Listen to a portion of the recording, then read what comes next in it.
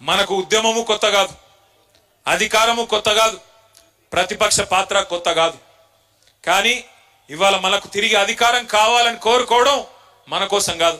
నేను 10 ఏళ్ళు మంత్రిగా పనిచేసిన, జయేశ్వర్ రెడ్డి గారు 10 ఏళ్ళు చేసినారు.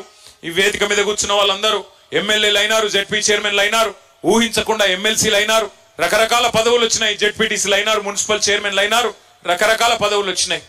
ఇవాళ బీఆర్ఎస్ పార్టీ కొట్లాడుతున్నది, బీఆర్ఎస్ పార్టీ తిరిగి కావాలని కోరుకుంటున్నది అధికారం మన కోసం కాదు. ఆనాడు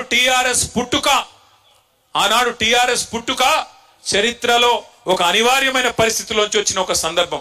ఇవాళ కూడా తిరిగి బీఆర్ఎస్ కు అధికారం కావాలని కోరుకోవడం మన కోసం కాదు, తెలంగాణ కొరకు ఒక చారిత్రక అవసరం ఖచ్చితంగా ఉన్నది.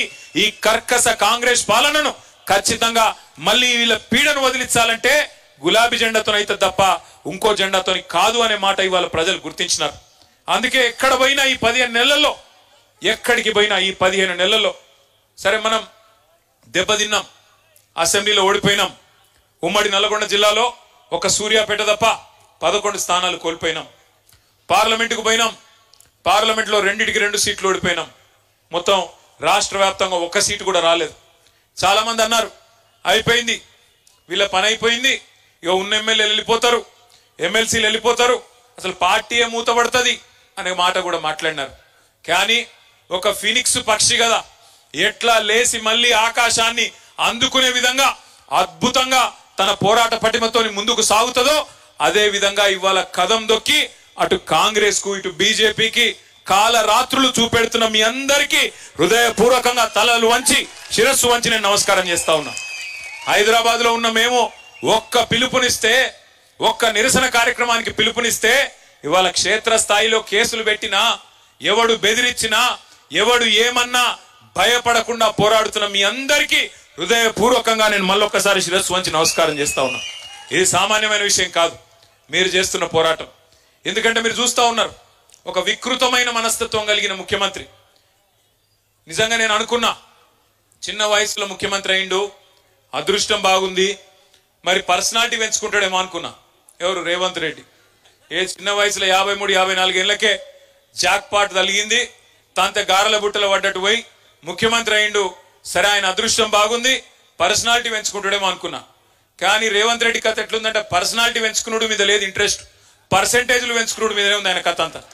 ఢిల్లీకి మూటలు పంపాలే, పదవి కాపాడుకోవాలి తప్ప వేరే ఫిగర్ లేదు. ఎన్ని మాటలు చెప్పిండ్రండి, ఎన్ని రకాల అబద్ధాలు చెప్పిండ్రు. మొన్న ఒక మిత్రుడు వచ్చినాడు, మీ నల్గొండ జిల్లా వాసే, బాగా రాస్తాడు, మంచి రైటర్, ఇక పేరెందుకులే కానీ ఆయన వచ్చి ఆయన ప్రభుత్వ ఉద్యోగంలో ఉన్నాడు. ఆయన వచ్చినాడు, కొద్దిసేపు ఏదో ముచ్చట పెడుతున్నాం. నేను అడిగిన, అన్నా మరి ఏమైందే మీ నల్లగొండలో? కేసీఆర్ గారు చరిత్రలో ఎన్నడూ లేని విధంగా నల్లగొండని ఇంత బ్రహ్మాండంగా చేసిండు కదా, టైలెండ్ గ్రామాలకు నీళ్లు రాకపోతుండే, గోదావరి నీళ్లను కాళేశ్వరం ప్రాజెక్టు కట్టి తుంగతుర్తి ఇక్కడే ఉన్న సూర్యాపేట కోదాడలోని చివరి మడి దాకా నీళ్లు తీసుకొచ్చి 2.5 లక్షల ఎకరాలకు 2 పంటలకు నీళ్లు ఇచ్చిండు కదా, ఏమైంది అని అడిగిన.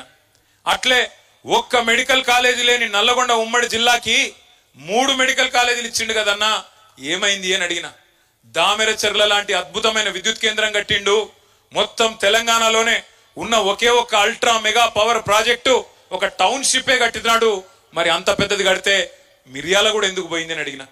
ఆలేరులో, భువనగిరిలో మరి ఆ సుప్రసిద్ధ ధార్మిక క్షేత్రమైన యాదాద్రిని అంత అద్భుతంగా బహుశా మనం ఎవ్వరం కూడా కలగనని విధంగా అద్భుతంగా తీర్చిదిద్దింది కదా, అదెందుకు పోయింది అని అడిగిన.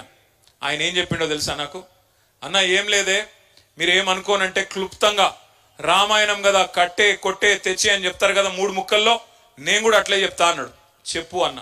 ఏమైంది అంటే ఆయన చెప్పిన మాట ఏంటంటే, మీ నల్లగొండ జిల్లా బిడ్డ ఆయన ఏమన్నాడంటే 3 పదాలు, కట్టే కొట్టే తెచ్చే లెక్క, అసూయ ద్వేషం ఆశ. అసూయ ద్వేషం ఆశ, ఈ 3 పనిచేసినాయి అన్న అన్నాడు. అంటే ఏంది అని నేను అన్నా. అసూయ అంటే ఈ మల్లన్నాడు చూసినావు, అబ్బా అధికార పార్టీలకు రాగానే కొత్త కారు కొన్నాడు రా, కొత్త ఇల్లు కట్టిండ్రా, ఆయన కూడా కట్టుకుని ఉంటాడు అనేటోడు. కేసీఆర్ ప్రభుత్వంలో అందరి సంపద పెరిగింది, భూముల రేట్లు పెరిగినాయి, అందరి సంపద పెరిగింది, కానీ మల్లన్న మీద అసూయ పుట్టియాలి. భాస్కర్ రావు గారు కొత్త వేసిండు, అమ్మా నిన్న మొన్నటి దాకా ఆయన ఏదో ఇదివరకు అంగి లేకుండా తిరిగినట్టు బ్రహ్మాండంగా ఉండే ఆయన ఇదివరకు కూడా, కానీ ఇవాళ కొత్త అంగి ఏదో వేసినట్టు ఆయన మీద అసూయ పుట్టించే విధంగా స్థానిక నాయకత్వం మీద ఈర్ష్య ద్వేషాలు కలిగే విధంగా ఒకవైపు ప్రచారం, మరొక వైపు ద్వేషం.